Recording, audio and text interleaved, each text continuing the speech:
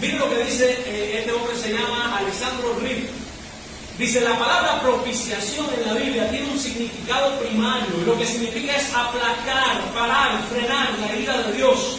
El derramamiento de sangre de los animales en el Antiguo Testamento sobre la tapa del Arca del Pacto, que se llamaba el propiciatorio, ejemplifica cómo la sangre de Cristo nos cubre y nos resguarda de la justa ira de Dios sobre el pecado. Como pecadores merecemos la ira de Dios, pero en aquellos a los que Dios salva, Cristo mismo se interpuso delante del Padre para recibir el castigo sobre sí. Y dice, esta cubierta es la que necesita todo pecador para salvarse. En la salvación no hay un perdón de nuestros pecados así porque sí y sin más. El perdón de nuestros pecados es gracias a que Cristo satisfizo la ira de Dios. Él asumió el castigo en nuestro lugar. ¿Cómo ve el mundo? Miren esta pregunta que hace él. ¿Cómo ve el mundo el hecho de la cruz? Cuando tú hablas a las personas de que Cristo murió en la cruz, miren la respuesta que responde.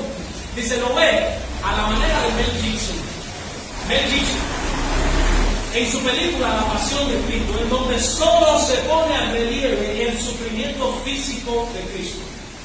Dice, el mundo ve el hecho de la cruz como una injusticia que podía haberse evitado, un mal suceso. Sin embargo, para el verdadero cristiano, y añado yo que no es poco, para el verdadero cristiano la cruz es la justa ira de Dios castigando a su propio Hijo en lugar nuestro.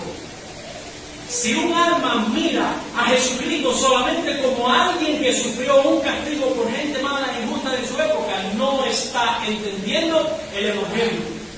Pero si lo vemos como el sustituto que se metió en el medio, que ocupó nuestro lugar y que recibió nuestro castigo, la cuestión cambia radicalmente, dice Alessandro Riff. Cristo no necesita la compasión de los seres humanos. Los humanos necesitamos la compasión de Cristo.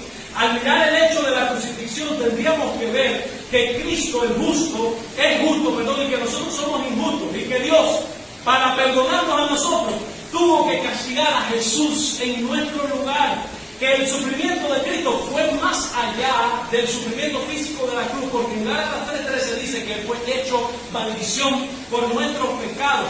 Esta es la gran doctrina de la sustitución, predicada por todos los creyentes fieles de todos los tiempos. Cuando entendemos algo de la doctrina de la sustitución, dice Alessandro Riff, y la propiciación, realmente caemos de rodillas ante aquel que dio su vida por nosotros.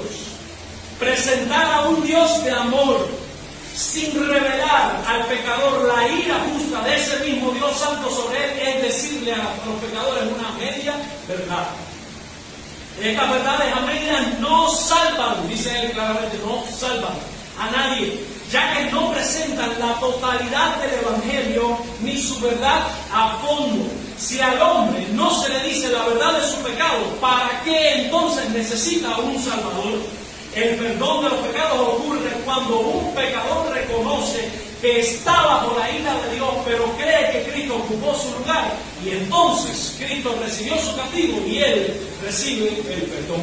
Hermanos, si no se explica eso, no hay nada. La ira de Dios se reveló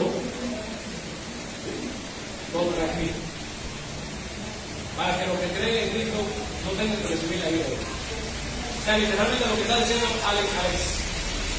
Alejandro Riff es que la ira de Dios se va a derramar sobre alguien, o sobre Cristo o sobre ti. Si tú te arrepientes de tu pecado y depositas tu fe en Cristo, se derrama sobre Cristo. Pero si tú rehusas a creer en Cristo, no queda más remedio de que Dios derrame su ira sobre ti. Y la tengas que recibir.